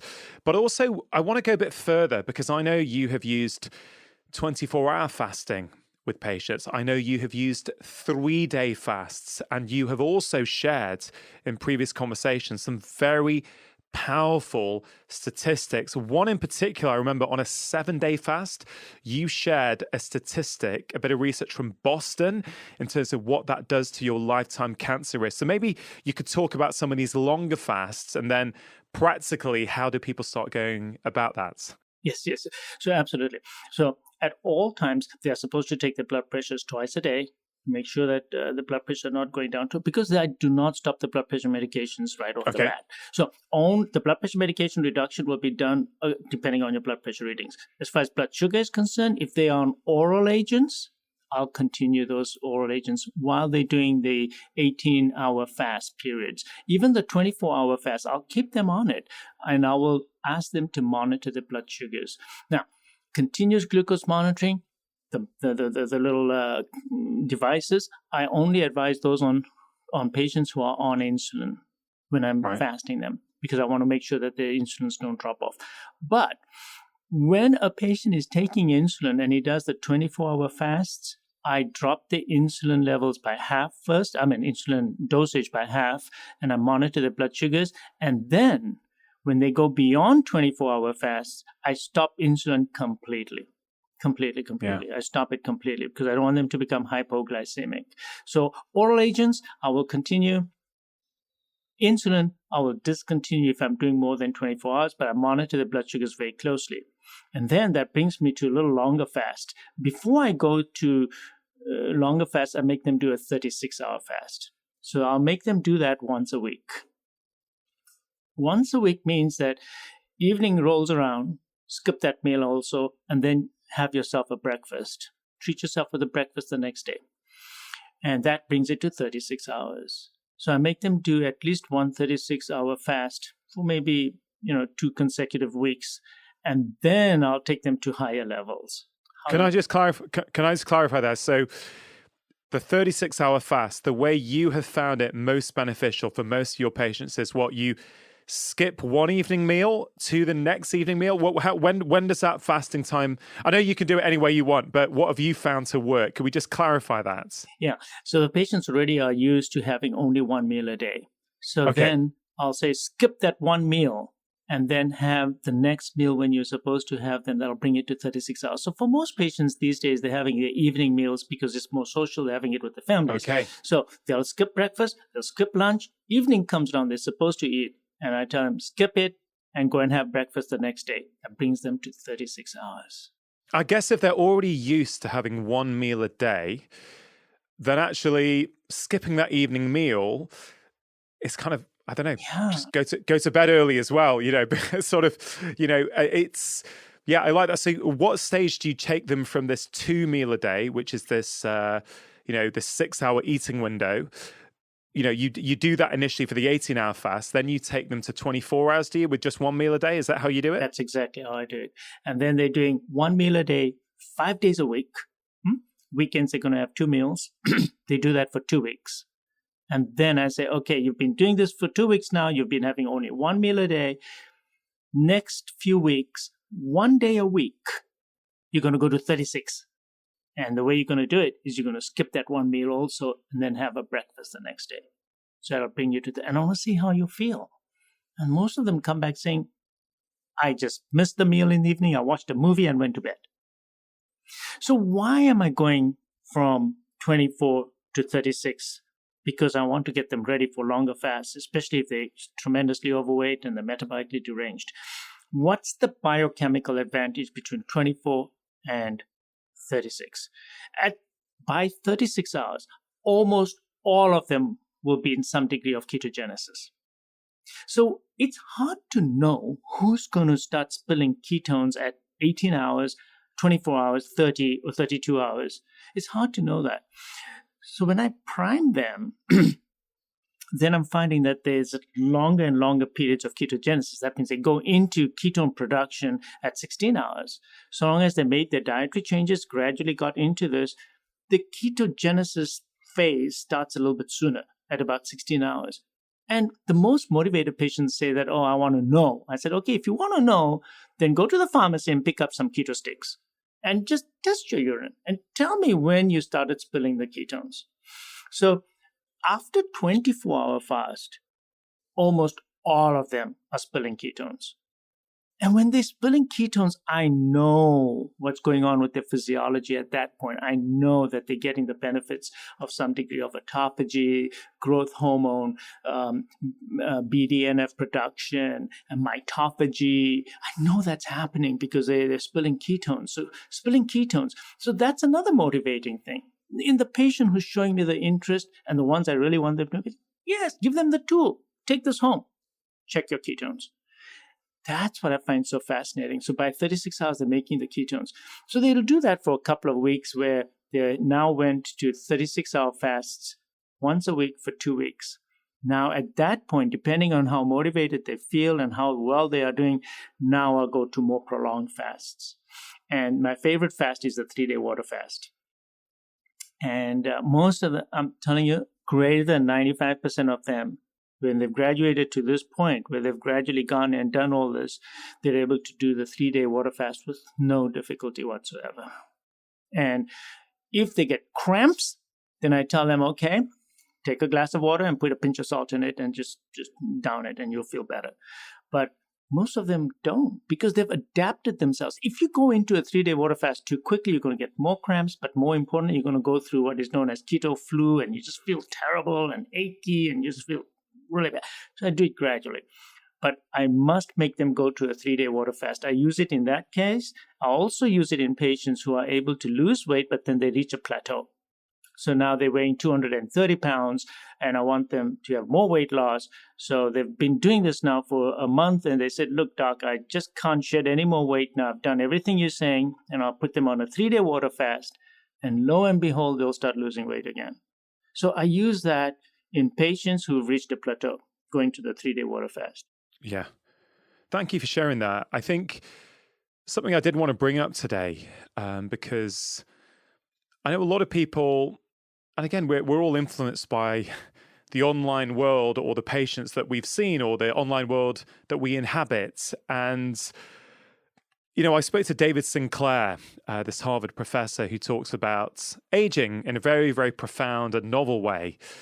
And, when I put out that episode with David, a lot of people were saying, look, asking people to skip meals is very triggering for people with eating disorders. And I know eating disorders are on the rise massively all over the world, certainly here in the UK and in America. So I think we need to be careful about that. I think it's worth me just flagging that here, that potentially this advice is not for people with eating disorders. That's a sort of separate issue. Well, I'd welcome your perspective on that. But also, is it possible that we take these things to extremes? I guess there would be some people. We mentioned Anna Lemke's book before, Dopamine Nation, and that we're living in a world of addicts now, and that she mentions that the smartphone is the modern day hypodermic needle, which I thought was a very provocative way, but I actually completely agree with her of talking about it. There's health, there's physical, biochemical health, but there's also this kind of emotional health and our mental well-being. Do you think, as much as you love fasting, do you think some people, they can sort of overdo it and get so addicted to kind of that feeling of fasting and actually go to an extreme which potentially could become problematic? I think you're right. It can happen. Fortunately, I haven't seen it here with somebody. I tell them, stop now, stop. This is enough. Now you should be eating 2 meals a day. And, I think that the pattern you need to settle down in is, for you, I think that 2 meals a day in a 6 or 8 hour window period may be a nice thing for you to do chronically to maintain what you've gained, the benefits that you've already gained. Then I haven't seen any patients who ignored that and continued to do the 3-day water fasts on a weekly basis or whatever, or 2 weekly basis. I haven't seen that. But you are absolutely right that there are some patients who clearly have an eating disorder, and they clearly have a type of addiction, and they're going up at night and they creep downstairs and they're eating away 5 bars of chocolates and all this kinds of stuff. And those patients clearly do need help. And I will not deal with those on my own. I will supervise it, but I'll send them to a psychologist that actually specializes in addictions, because they have to really spend time with that patient about addiction behavior. And it's not just behavior about the food. There may be other issues that are actually triggering, because see, you slide from one addiction to the other, to the other, to the other. So you can't take up this alone on its own until you also take care of the sugar and maybe the cell phone and other digital gadgets that give you the instant gratifications. And there may even be other issues. He may be a gambler or have other type of deviant behavior addictions. So no, you're absolutely right. So recognizing those with the biggest problems, and addiction is a huge problem. And it's becoming more known now that the addiction is to not only sugar, but it's also addicted to processed food content. Processed foods and the content of processed foods are very addictive. And I think that's why you want to change the type of food that so you're getting rid of all the addictive substances in the food, the addictive sugar in the food, and then addictive behaviors in other aspects of your life as well. Yeah. So it's really looking at the whole thing. It's a huge problem. It's a huge problem. And yes, we are an addicted nation. And that's why it's making it so easier for us to become addicted to food later on in life, because it starts at a very young age. You're already getting addicted to gadgets and instant gratification. Yeah. I want to move on to the mental benefits shortly of fasting, because I think there's a real important piece there that we touched on a couple of times in the conversation already. Before I do, I sort of feel that there's so much divisiveness and, frankly, fighting about different diets that I think sometimes gets so unhelpful for the general public. They see doctors who they admire saying this diet has got this evidence, this is really good, and they see another doctor who they admire say this diet's really good and it has all this evidence. And I think, and I know this from talking to patients and talking to the public, that many people find this incredibly confusing. I really like fasting for the right person in the right state of health. I kind of see it as the great unifier in many ways, because as long as you are metabolically able to do that fast, whether you choose to eat meat and fish or whether you choose to be vegan, if you are whole food primarily and not having much processed food at all in your diet, then you're still going to get benefits from fasting, right? Whether you're low carb or whether you're vegan. And, it's interesting, that video that you did on fasting for survival on YouTube, which has, had millions of views. I was reading through the comments just before this conversation, Dr. Jamnadas, and the top comment was really, I think, encompasses everything that you stand for. He, I think, said he was mostly plant-based, and he started off following your advice with a whole food, mostly plant-based diet. I think he started off with 18-hour fasts. He moved up to 24-hour ones. I can't quite remember. Then he moved to maybe 1 3-day one every 6 months. And he's documented his health journey over 2 years. And it is utterly remarkable that you put out a video on YouTube and you have completely empowered that guy to transform his life. So first of all, I want to acknowledge you for that. That's just one of millions of people who've seen that video and changed their lives. So that's just incredible work that you're doing. But what do you think about this concept that fasting could be the great unifier? No matter what tribe you belong to, you can still get involved with fasting and yield and reap many of those benefits. You're absolutely right. The various dietary programs that have come out have confused the public. It's confused the physicians as well. I mean, my patients come in and say that I'm following this diet, that diet, and nothing happened, and this one's too hard for me, and this one's too restrictive for me, and it doesn't fit with my lifestyle. I understand that. Fasting forgives you. Fasting, in a sense, forgives you for certain foods that you may then consume. And actually, think about it this way also. You eat that slice of bread after a fast, your insulin response is totally different in the fasting state than in a fed state. You're going to make less insulin for the same slice of bread in a fasting state. So and the type of food that they consume. So when I first started out, I was years and years ago, I would say, oh, you got to be a vegetarian. You got to drop all meats. And being in the United States, how many patients are going to become vegetarian, right? So, and then as the data came out and I started studying more and more, I changed. I decided that, hey, there's something wrong with this. People should be able to eat ancestral foods and what they grew up with. But the problem was processed foods. Then we take the foods and we process them, we change them, and all the additives that we put into it, and the way we grow our food or way we get our meats has changed. So I said, no, this is not right. When I studied non-vegetarian diets around the world, how come there is low incidence of heart disease? There are populations that eat only meat and only drink milk and blood, or the population that only eat starches and a lot of it, and they also live long. What's the commonality? What was the commonality in all of them? The commonality was no processed foods, no additives, right? No sugar. So they all had simple diets. So then I came up with my own plan and I said, listen, what do you like to eat? What do you like to eat? So you want to eat red meat? Okay, then eat grass-finished meat because that will have more nutrients in it. The fats will be the right kind of fats. You will not have all those omega-6s in there. You'll have more natural fats in there. And if you want to eat eggs, chicken, fish. So I let them do that. And I said, but you got to also introduce plants in your diet because you need the plants, not for you. Yeah, and you're going to get some water-soluble vitamins, et cetera, into your system when you eat plants and all. But it's really for your gut bacteria. So again, I had to read a lot about the microbiome to understand that the fiber is hugely important, very important.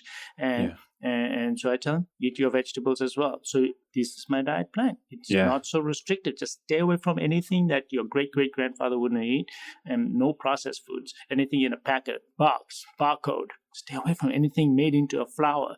And that's been a hard one, the flour one. Also in it's everywhere. It's everywhere, isn't it? It's a huge, huge, huge problem. Yeah. But I think we can do without it.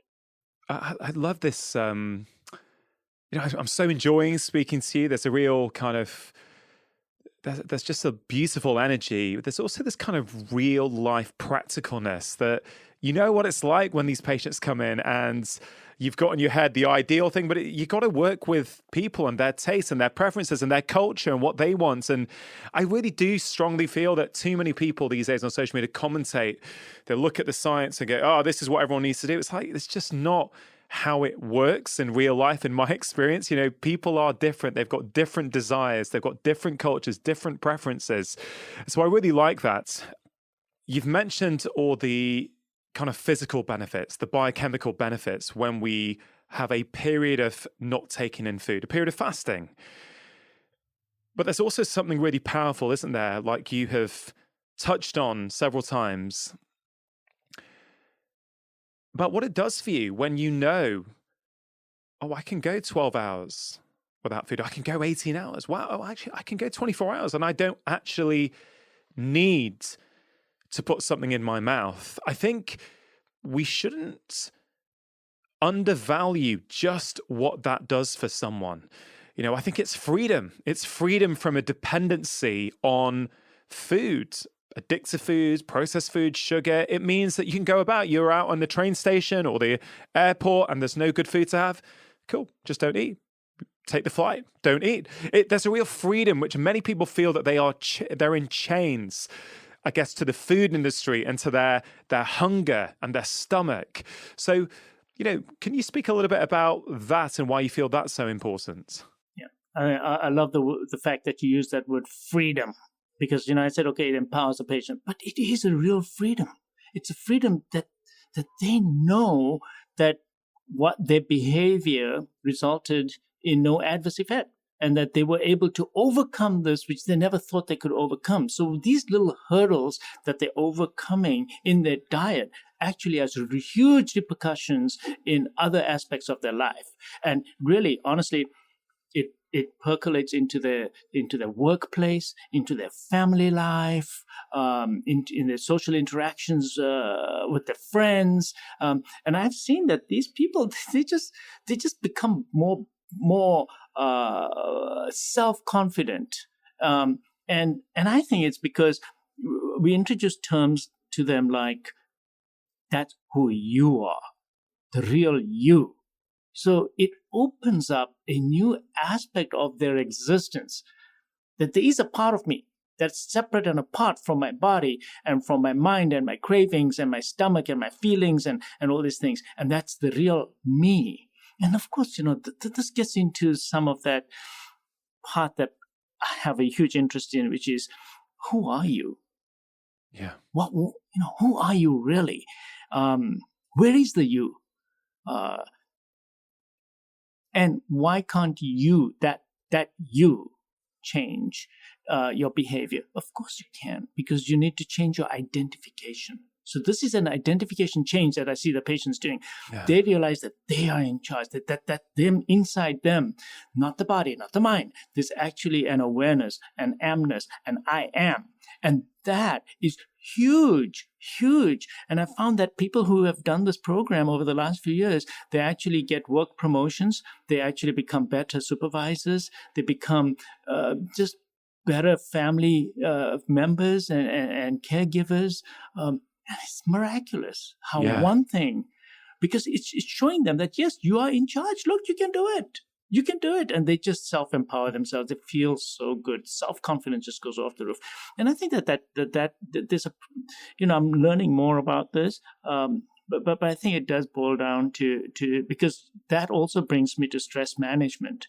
Because one of the things we do tell our patients is that if you start getting stressed out during all these periods where you're getting into the fasting period, you need to go out and do some meditation. we tell them, and we show them how to meditate. And I have a very simple meditation technique where I just basically ask the patients to, okay, just close your eyes and just concentrate on your breathing only. And when a thought comes, let the thought go. Don't follow up on it, because then another thought will come in a few minutes. Don't follow up on it. Wait. Just come back to your breathing. Concentrate on your breathing as the breath goes in and out. And you will find that there'll be gaps in between your thoughts that get longer and longer and longer. And my patients have all said, yes, you're absolutely right. There's blankness. I said, well, that blankness when you don't have a thought or when you're not thinking of something, that's you. That's the real you. And when you come out of this for 15, 20 minutes, you will realize that there is that you in you, and you can make up your mind about anything. You can do anything. It'll empower you, and you'll feel less stressed out. You'll feel less compelled. You're less automatic. You will be, you will become, as you said, that word that you used, you'll have freedom. You'll have freedom. Yeah. And I find that fascinating. So you see, this whole thing, I said this in the beginning, that, fasting seems to open up that onion into all different parts of your life. It's just amazing stuff. I mean, I love it. I just love it. And if and when we have our second conversation, I could see us going deep into who we are, spirituality. And I really do feel that's a missing piece in medicine. Like, it's not just about telling someone what they should do for their health. I mean, people don't really do what other people say in the long term, in my experience. They might do initially to get them going, but at some point, it has to change from being the doctor's plan to being my plan. At some point, it needs to be like they go on your 3-week unprocess your diet sort of regime. They start fasting. At some point, maybe after a month, 2 months, 3 months, you want that self-empowerment piece where it's like, yeah, okay, the doc's guided me, but I know what I'm doing now. Right? I want to eat this way. I want to fast like this because I feel good when I do it. So I'm now doing it, not because he told me to, but because I want to. And I think that, I like you, I teach doctors. I always talk to them about this. This is a really important piece of the puzzle. Another thought I had is fasting is, initially at least, a difficult thing for many people to do. And we kind of know that when humans do difficult things, whether it's fasting for 24 hours when you find it hard, or whether it's completing a half marathon when, 6 months ago you couldn't walk around the block, what it does for us in terms of who we are and our self-esteem and our confidence, it's very, very powerful, isn't it? So I really love that you are bringing that up also in the context of fasting. We have to. You know that there's a huge, in health, there's a huge component of your mental being and your understanding of who you are and your role in your life and the people around you.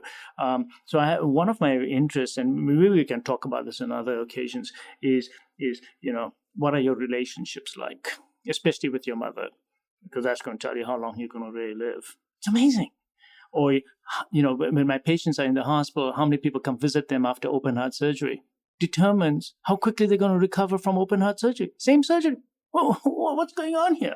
So we can, there's huge repercussions on how patients' health is depending on their social, and then how do they view themselves in society and their role and the hierarchy in society. And that seems to also dictate outcomes in health, irrespective of how much healthcare facilities are available to them. Yeah. So there's all these other social determinants of health that are extremely important. And I think that we don't talk about that enough. Yeah. And I think that that's something that we need to talk about, because in cardiology, besides my fasting, my other aspect is I do want to get into all that with my patients to see that, health is defined by, you basically metabolize your psychosocial being. You metabolize it into your body.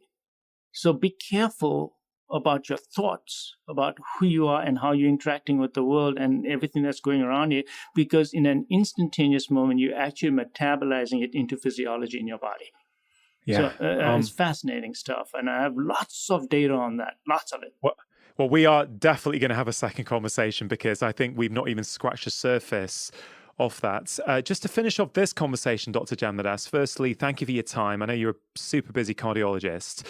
This podcast is called Feel Better, Live More. When we feel better, we get more out of our lives. And I wonder if right at the end of this conversation, you could share with your decades of experience as a cardiologist, with all the patients you've seen, can you share with my listeners, with my viewers, some of your very top tips that they can think about applying into their lives immediately after this conversation finishes? Number one, eat only natural foods in its natural state. Number two, eat infrequently, only when you are hungry. Number three, sleep at least 7 hours a day. Number four, find pleasure in your life and activities so that you don't metabolize bad physiology from bad habits. So find happiness, find pleasure in your life. And if you do these four things, you'll find your health will turn around completely. Well, thank you so much for your time. Where can people learn more about you if they want to sort of follow you on social media or on your website? You know, where should people go? Yeah. Well, on the YouTubes, I have a channel for cardiovascular interventions with my name, Pri Jamnadas. And I also have Galen Foundation. Now, Galen Foundation is a foundation that I set up about 12 years ago for educational purposes, and I do give talks all over town. And of course, because of COVID, we did not do that, or I go all over Florida to do it. But it's called Galen Foundation. It's also on YouTube, and my website is orlandocvi.com. And even if they just Google my name, it'll show up.